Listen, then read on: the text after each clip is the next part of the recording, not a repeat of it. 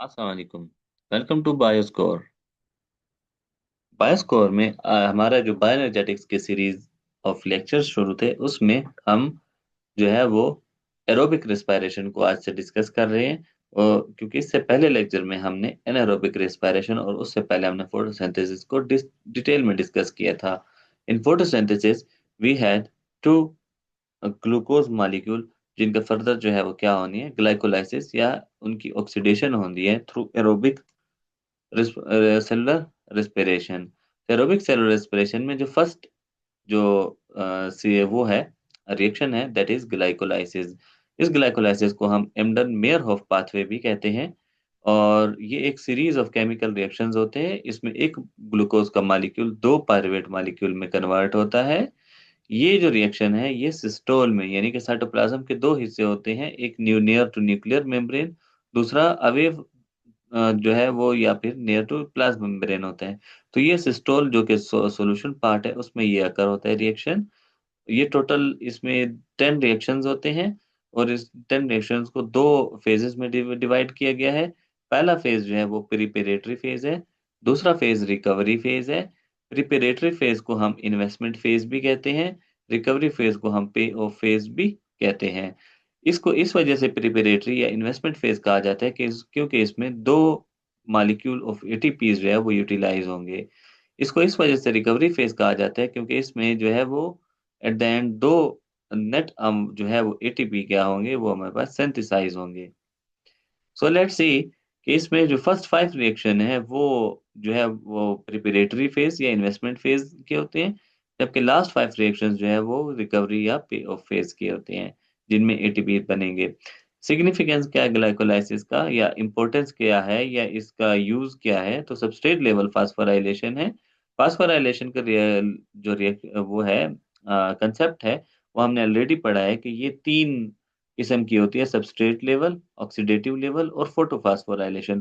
Photophosphorylation हमने photosynthesis में देखा था, जो लाइट की मदद से जो है वो रिएक्शन एटीपी में इनऑर्गेनिक फास्फेट को ऐड करके एटीपी बना रही थी।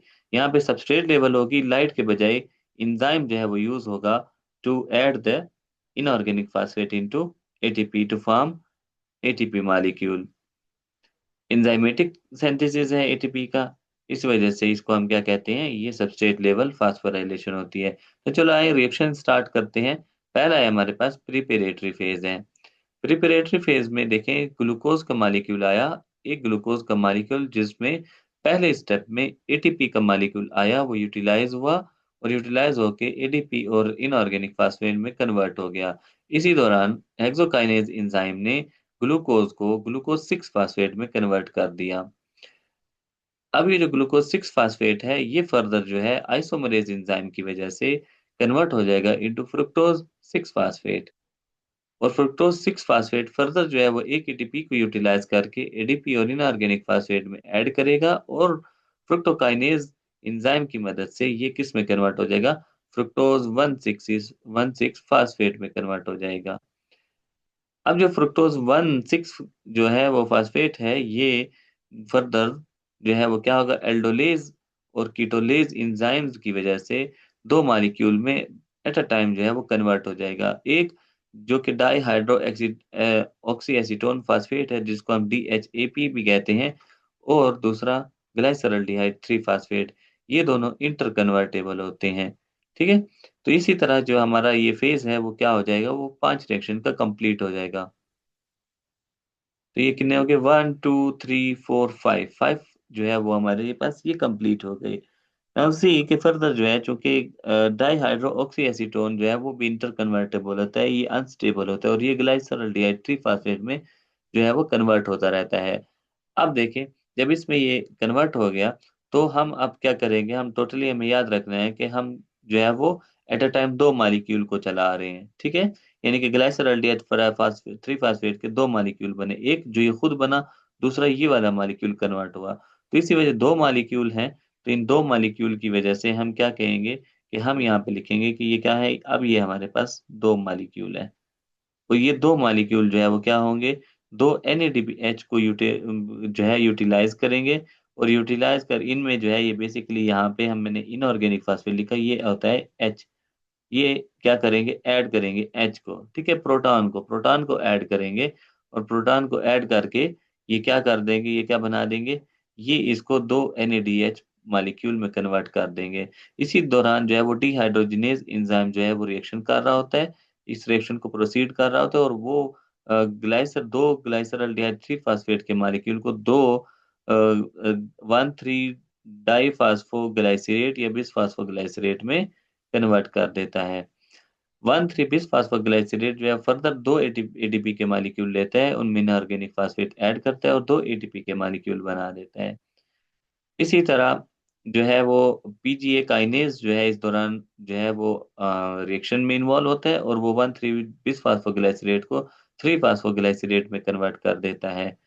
3 फास्फोग्लाइसरेट फर्दर जो है वो म्यूटेज एंजाइम की वजह से जो है वो क्या करता है, वाटर का मॉलिक्यूल को रिलीज करता है और 2 फास्फोग्लाइसरेट में कन्वर्ट हो जाता है। 2 फास्फोग्लाइसरेट जो है वो फर्दर इनोलेज एंजाइम की वजह से फास्फोइनोल पाइरुवेट में कन्वर्ट होता है, जो कि फर्दर जो है क्या करता है, दो एटीपी के मॉलिक्यूल में इनऑर्गेनिक फास्फेट को ऐड करेगा, ऐड करके वो दो एटीपी के मॉलिक्यूल में कन्वर्ट हो जाएगा। इसी दौरान पाइरुवेट काइनेज जो है वो इस रिएक्शन को प्रोसीड कर रहा होता है, जो कि फास्फोइनोल पाइरुवेट मॉलिक्यूल को दो पाइरुवेट में कन्वर्ट कर देता है। तो इस तरह से हमारा ये रिएक्शन क्या होता है, वो कंप्लीट होता है। तो इसमें भी हमारे 5 रिएक्शन क्या हुए, कंप्लीट हुए। ठीक है, तो ये देखें कि इसमें हमने अभी बनाया क्या, क्या मिला हमें, क्या चीजें मिली। यहाँ पे हमने देखा कि एक एटीपी का मॉलिक्यूल जो है वो यहाँ पे यूटिलाइज हुआ, एक एटीपी का मॉलिक्यूल जो है वो कहाँ पे यूटिलाइज हुआ, यहाँ पे यूटिलाइज हुआ। फिर हमने देखा कि दो NADP जो है वो यहाँ पे यूटिलाइज हुए, और दो ADP के मॉलिक्यूल जो है वो फर्दर क्या हुए, यहाँ पे यूटिलाइज हुए। इसी तरह हमने देखा कि दो ADP के मॉलिक्यूल जो है वो फर्दर यहाँ पे यूटिलाइज हुए हैं। तो अब इस तरह से देखें तो हमारे पास जो इसका इनपुट बनता है, हमने इनपुट में क्या दिया, हमने ग्लाइकोलाइसिस के इनपुट जो दिया तो उसमें हमने देखा कि दो ATP के मॉलिक्यूल हमने एक दिए यहाँ पे, ये यूटिलाइज हुए, दो एटीपी के मॉलिक्यूल यूटिलाइज हुए। फिर हमने देखा कि दो NADP के मॉलिक्यूल जो है वो यूटिलाइज हुए, NADP। और फिर जो है हमने देखा कि हमारे पास फर्दर जो है वो चार ADP के मॉलिक्यूल भी यूटिलाइज हुए हैं, चार ADP के मॉलिक्यूल यूटिलाइज हुए हैं। तो ये हुआ इनपुट। अब इसमें फर्दर हम देखते हैं कि इसमें फर्दर जो है वो आउटपुट क्या रहा हमारा। तो आउटपुट में जो हमें प्रोडक्ट मिला वो क्या चीज़ें मिली। तो प्रोडक्ट में देखें, यहाँ पे हमें एक एडीपी का मॉलिक्यूल यहाँ मिला, एक एडीपी का मॉलिक्यूल हमें यहाँ मिला, दो NADH जो है वो हमें यहाँ पे मिले, दो ATP के मॉलिक्यूल जो है वो यहाँ मिले, एक वाटर का मॉलिक्यूल मिला, और इसके अलावा हमें दो ATP के मॉलिक्यूल यहाँ मिले। तो टोटल देखें तो हमें जो है वो दो ATP से दो ADP मिले थे, दो NADP से हमें क्या मिले, दो NADH मिले, और चार ADP के मॉलिक्यूल थे तो हमें चार ATP के मॉलिक्यूल मिले। अब देखिए यहाँ पे एक बहुत इंपॉर्टेंट कंसेप्ट है कि इन ये जो चार ATP के मॉलिक्यूल हैं, ये हैं ग्रॉस ATP हैं। ये क्या है, ग्रॉस ATP हैं। इनमें से दो ATP के मॉलिक्यूल जो है वो नेट होंगे, और दो एटीपी के मॉलिक्यूल होंगे वो क्या करेंगे, वो यूटिलाइज होंगे, वो दोबारा इस साइकिल को क्या करते हैं, यूटिलाइज करते हैं। कि यानी कि एक यहाँ पे यूटिलाइज होगा, और दूसरा जो है वो यहाँ पे दोबारा यूटिलाइज होगा। जबकि नेट अमाउंट में हमें जो एटीपी मिले हैं वो कितने हैं, वो हमें जो है वो दो एटीपी मिले हैं। और ये सारे के सारे जितनी भी चीज़ें हमें मिली हैं, ये सारी क्या है, ये सारी की सारी जो है वो सबस्ट्रेट लेवल फास्फोराइलेशन है। जो कि हमने पहले ही कहा कि यहाँ पे क्या होगी, ये सबस्ट्रेट लेवल है, इसमें सारा एंजाइम्स है। इसमें किसी किस्म के प्रोटॉन इन्वॉल्व नहीं थे कि एटीपी बनाते, ना ही किसी किस्म की लाइट इन्वॉल्व थी। तो ये है ओवरऑल ग्लाइकोलाइसिस। होप सो आपको ये रिएक्शन जो है वो आप क्लियर होगा, और आप इसके सारे एंजाइम्स को जो है वो याद रखेंगे। इसमें से जो है क्वेश्चन जो आते हैं वो ये पूछे जाते हैं कि किस स्टेप में एटीपी यूटिलाइज होते हैं।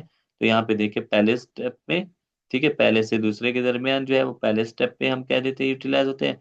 फिर हम कहते हैं कि यहाँ पे ये थर्ड स्टेप पे फिर जो है वो यूटिलाइज होते हैं। फिर किस स्टेप पे हमें जो है वो NADH मिलता है, तो ये हमें सिक्स स्टेप पे जो है वो, या सिक्स रिएक्शन में जो है मिलता है। एटीपी हमें दो एटीपी सेवन्थ स्टेप पे मिलते हैं, और लास्ट स्टेप पे टेंथ स्टेप पे हमें फिर से दो एटीपी मिलते हैं। जबकि एट्थ स्टेप पे हमें क्या मिलता है, वो वाटर का मॉलिक्यूल मिलता है। ठीक है, तो इस तरह हमें जो है वो क्या करेंगे, हमारे पास आउटपुट में वाटर का मॉलिक्यूल भी आते हैं, ये भी आपने मेंशन करना है। तो ओवरऑल जो है ये रिएक्शन होप्स हो कि आपको बहुत ही क्लियर होगा। अब इसमें आपको क्वेश्चन भी क्लियर होंगे। अब आप कभी भी गलत नहीं होंगे कि सबस्ट्रेट लेवल फास्फोराइलेशन की जब भी बात आएगी और साथ में ग्लाइकोलाइसिस की, तो आपको पता होगा कि यहाँ पे जितने भी एटीपी बनता है वो सबस्ट्रेट लेवल फास्फोराइलेशन से बनता है। इसके अलावा किसी भी और रिएक्शन के तहत जो है वो एटीपी नहीं बनते, ना ही NADH बनते हैं। NADH भी दो मॉलिक्यूल है और दोनों के दोनों सबस्ट्रेट लेवल से ही जो है वो हम कह सकते हैं कि ये बनते हैं। ओके, तो इसमें जो है हमने कहा कि ये सारे जो एट द एंड जो है हमें दो पायरुवेट के मॉलिक्यूल जो मिले, अब इन दो पायरुवेट के मॉलिक्यूल को हमने ट्रांजिशन रिएक्शन में लेके जाना है और वहां पे इसका रिएक्शन देखना है कि ये कैसे होंगे, या लिंक रिएक्शन में। तब तक के लिए अपना ख्याल रखिए, बायोस्कोर के साथ रहिए, इसी तरह के अच्छे अच्छे लेक्चर्स को जो है वो एंजॉय किया करें। अल्लाह हाफिज।